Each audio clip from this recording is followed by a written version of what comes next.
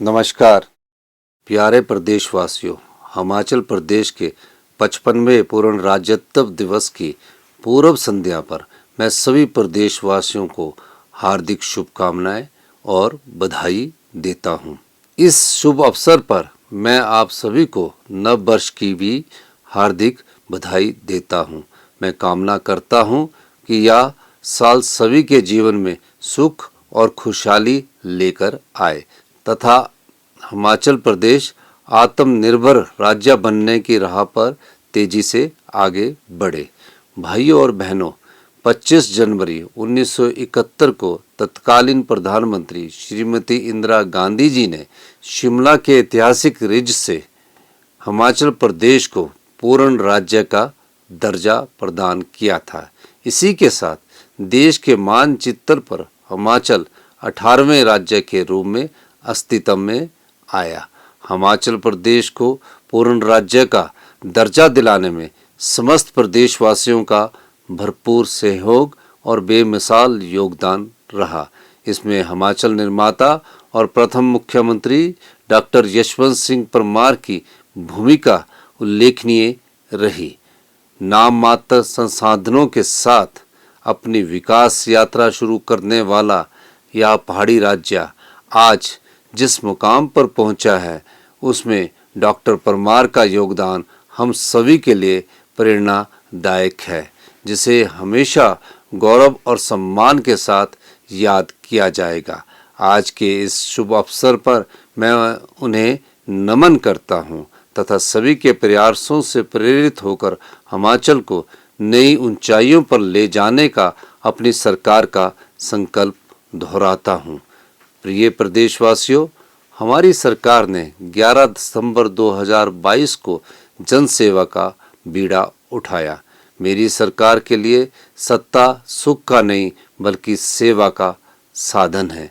पिछले 2 वर्षों में हमने एक और जहां हिमाचल को आत्मनिर्भर और सबसे समृद्धशाली राज्य बनाने की दिशा में समर्पित प्रयास किए हैं, वहीं राजनीतिक और आर्थिक चुनौतियों के साथ साथ इतिहास की सबसे बड़ी प्राकृतिक आपदा का भी मजबूती के साथ सामना किया है। पिछली सरकार हिमाचल प्रदेश पर 75,000 करोड़ रुपए से अधिक का कर्ज तथा कर्मचारियों की देनदारियों के रूप में लगभग 10,000 करोड़ रुपए का आर्थिक बोझ विरासत में छोड़ गई है।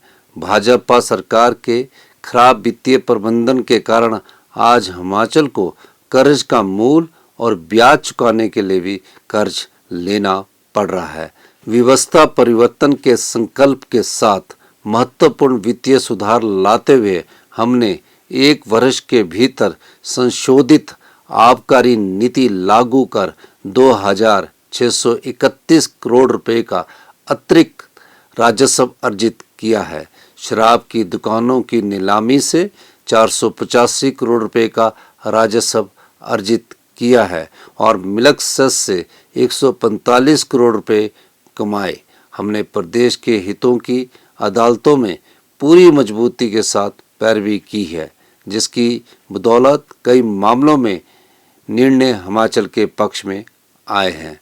प्रदेश में साल 2023 में आई अभूतपूर्व प्राकृतिक आपदा से उभरने के लिए हमारी सरकार ने सीमित संसाधनों के बावजूद प्रभावित परिवारों को 4500 करोड़ रुपए का विशेष राहत पैकेज दिया।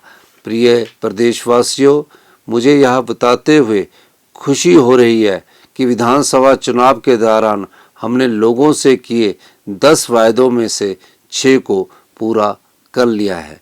मंत्रिमंडल की पहली ही बैठक में पुरानी पेंशन बहाल करने का निर्णय लिया गया, जिससे प्रदेश के 1,36,000 सरकारी कर्मचारियों को लाभ मिला है। ओपीएस बहाल करने वाला हिमाचल प्रदेश पहला राज्य बना है। प्रदेश में 7,355 से अधिक सेवानिवृत्त कर्मचारियों को ओपीएस के अंतर्गत पेंशन मिलनी आरंभ हो गई है।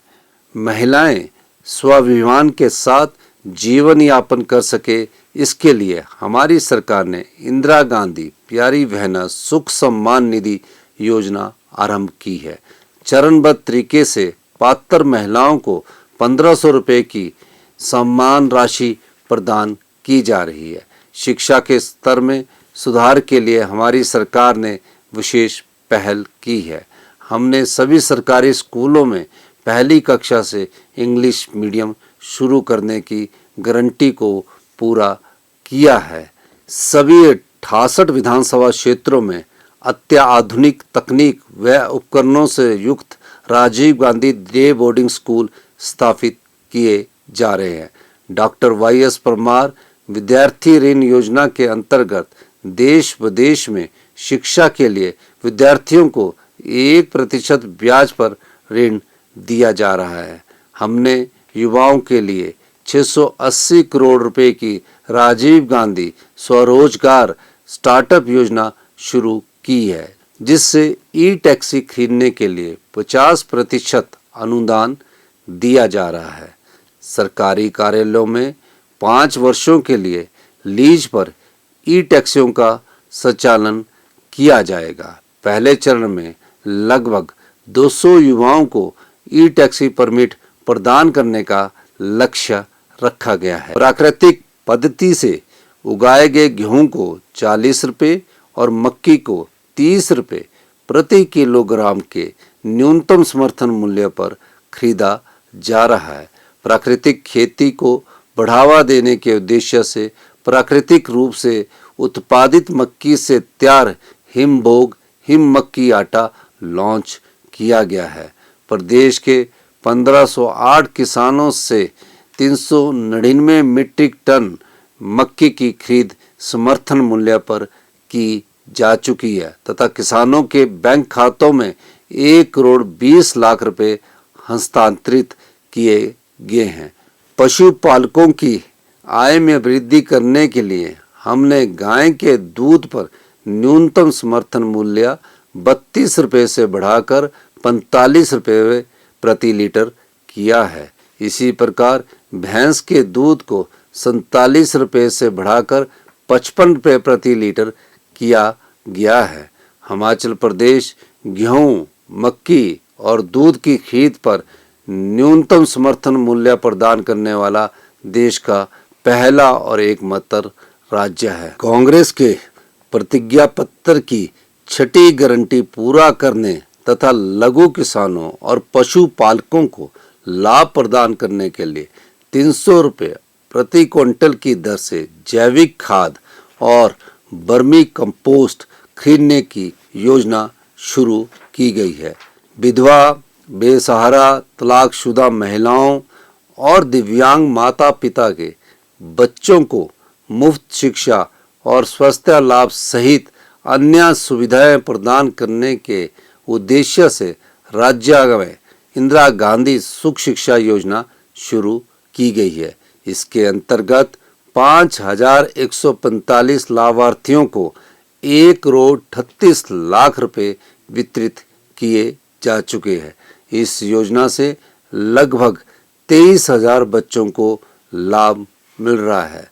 हमने बागवानी क्षेत्र को विस्तार प्रदान करने के लिए 1292 करोड़ रुपए की HP शिवा परियोजना भी शुरू की है।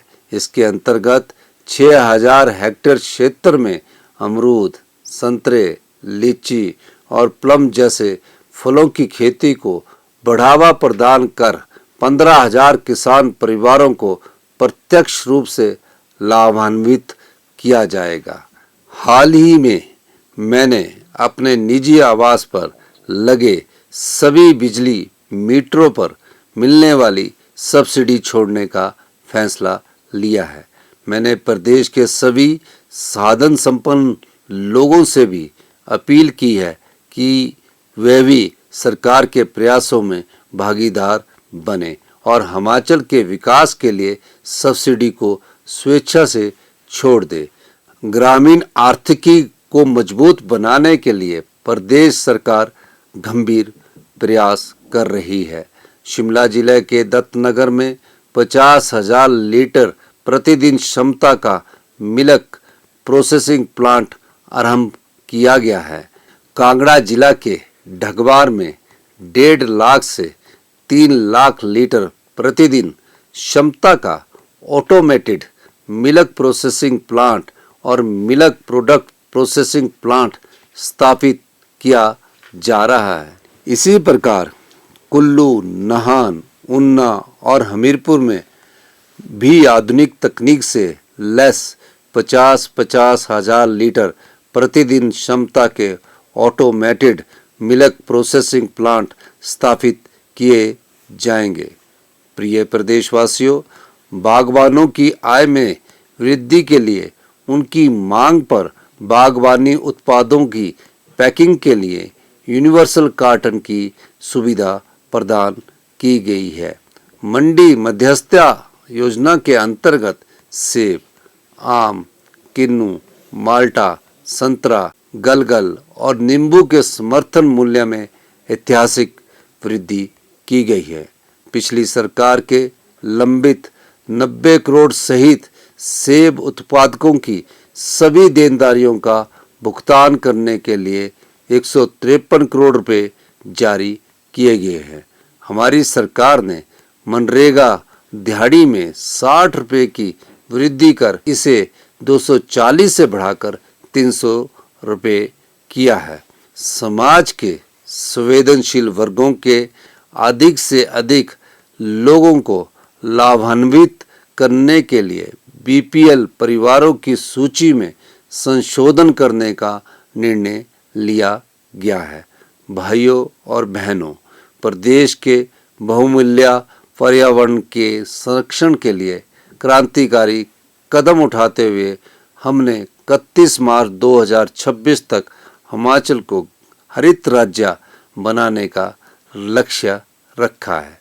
प्रदेश में 6 ग्रीन कॉरिडोर स्थापित किए जा चुके हैं। जिला चंबा में प्रदेश के पहले ग्रीन हाइड्रोजन मोबिलिटी स्टेशन का निर्माण कार्य जारी है। सोलन जिले के नालागढ़ में 1 मेगावाट की ग्रीन हाइड्रोजन परियोजना स्थापित की जा रही है। दिसंबर 2028 तक प्रदेश में 500 मेगावाट सौर ऊर्जा धोन का लक्ष्य रखा गया है।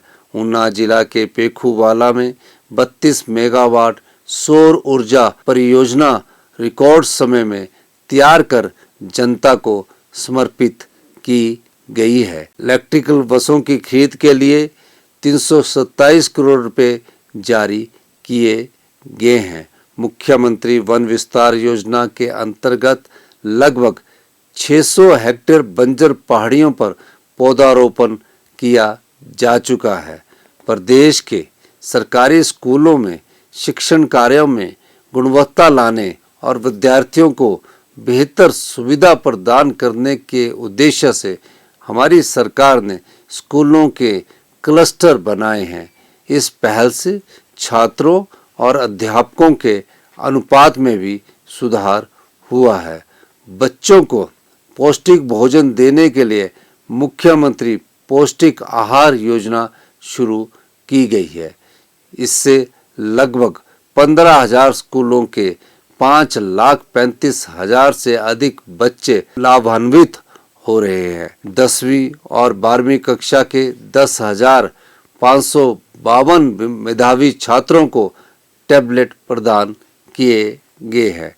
राज्य में 850 शिक्षा संस्थानों को उत्कृष्ट संस्थान का दर्जा दिया गया है। प्रदेश के 6,297 प्राइमरी स्कूलों में प्री प्राइमरी कक्षाएं आरंभ की गई है। अंतर्राष्ट्रीय स्तर का शिक्षा अनुभव प्राप्त करने के लिए अध्यापकों को देश और विदेश के नामी शिक्षण संस्थानों का दौरा करने के लिए भेजा जा रहा है। प्रदेश में 69 आदर्श स्वास्थ्य संस्थान बनाए जा रहे हैं। इनमें से 49 आदर्श स्वास्थ्य संस्थानों में 6 विशेषज्ञ चिकित्सक तैनात किए जा चुके हैं। कैंसर मरीजों को इलाज सहित 42 प्रकार की दवाएं मुफ्त प्रदान की जा रही है। आईजीएमसी शिमला में नए कैंसर हॉस्पिटल भवन और ट्रॉमा सेंटर का लोकार्पण किया गया है। हमीरपुर में कैंसर का उत्कृष्ट केंद्र स्थापित किया जा रहा है। चंबा और हमीरपुर मेडिकल कॉलेज के लिए 200 करोड़ रुपए जारी किए गए हैं। अगले 2 महीनों में आईजीएमसी शिमला में पेट स्कैन मशीन स्थापित की जाएगी। प्रिय प्रदेशवासियों, हमारी सरकार हिमाचल को जल पर्यटन के एक अग्रणी केंद्र के रूप में विकसित कर रही है।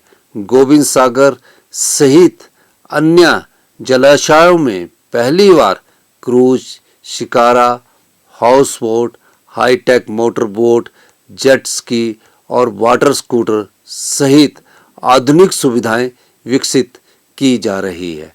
कांगड़ा हवाई अड्डे के विस्तार सहित प्रदेश में 16 हेलीपोर्ट का निर्माण कार्य प्रगति पर है। हम प्रदेश में रोपवे निर्माण से पर्यटन उद्योग को बढ़ावा दे रहे हैं। जिला शिमला में 1734 करोड़ 40 लाख रुपए की लागत से दुनिया का दूसरा तथा भारत व एशिया का पहला 15 स्टेशनों को जोड़ने वाला 13.79 किलोमीटर लंबा रज्जू मार्ग बनाया जा रहा है। भाइयों और बहनों, इस पहाड़ी राज्य के विकास में सड़कों के महत्व को ध्यान में रखते हुए हमने सड़कों और पुलों के निर्माण में तेजी लाई है। पिछले 2 सालों में 1377 किलोमीटर लंबी सड़कों और 116 पुलों का निर्माण किया गया है। देश की आज़ादी के बाद पहली बार बड़ा भंगाल जैसे अति दुर्गम क्षेत्र को सड़क सुविधा से जोड़ने और शिमला जिला के डोडरा क्वार तक पक्की सड़क पहुंचाने की पहल की है, जिससे ये क्षेत्र भी विकास की मुख्य धारा से जुड़ जाएंगे।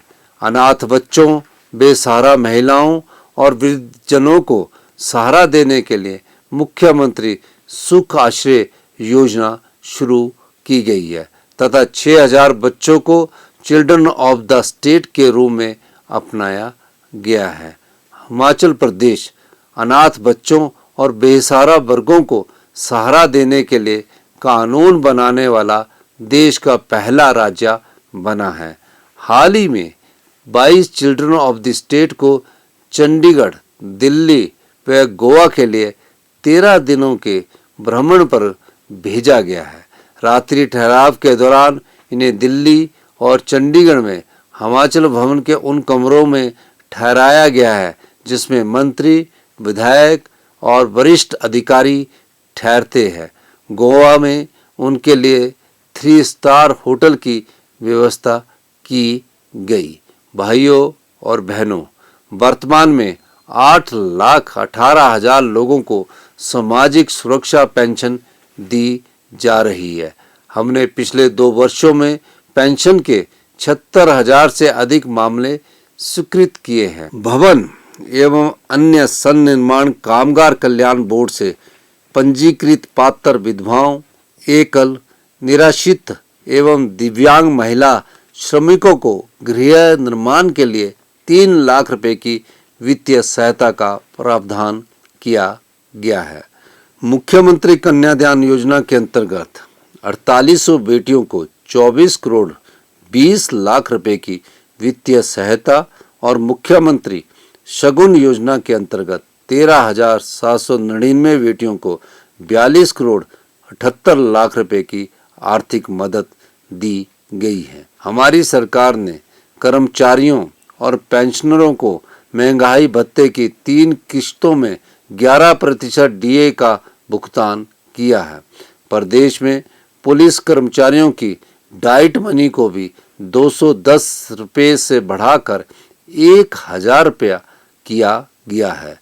प्रदेश में पहली बार तहसील और उप तहसील स्तर पर विशेष राजस्व अदालतों का आयोजन किया गया।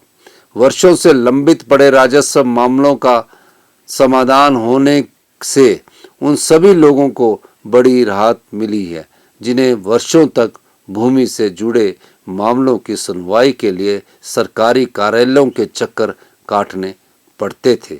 युवाओं को नशावृत्ति के चुंगल से बचाने के लिए राज्य सरकार कड़े कदम उठा रही है। युवाओं के नशा मुक्ति एवं पुनर्वास के लिए राज्य स्तरीय सलाहकार बोर्ड गठित करने का निर्णय लिया गया है। भाइयों और बहनों, हमारी सरकार ने युवा खेल प्रतिभाओं को प्रोत्साहित करने के लिए राष्ट्रीय और अंतर्राष्ट्रीय खेल प्रतियोगिताओं के विजेता खिलाड़ियों को पुरस्कार राशि में उल्लेखनीय वृद्धि की है। हाल ही में प्रदेश के 21 अंतर्राष्ट्रीय पदक विजेताओं को 14 करोड़ 77 लाख रुपए की इनाम राशि प्रदान की गई है। खिलाड़ियों की डाइट मनी व यात्रा सुविधा में भी वृद्धि की गई है।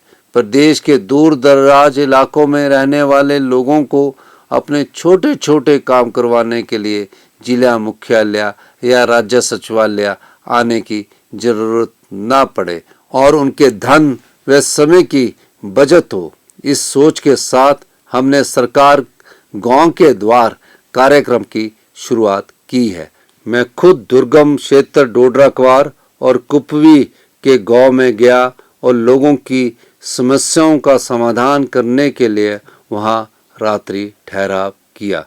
मेरे मंत्रिमंडल के सहयोगी भी इस कार्यक्रम का हिस्सा बन रहे हैं ताकि अधिकारियों की मौजूदगी में लोगों की समस्याओं का तेजी से समाधान हो और दुर्गम क्षेत्रों में विकास को नया आयाम दिया जा सके।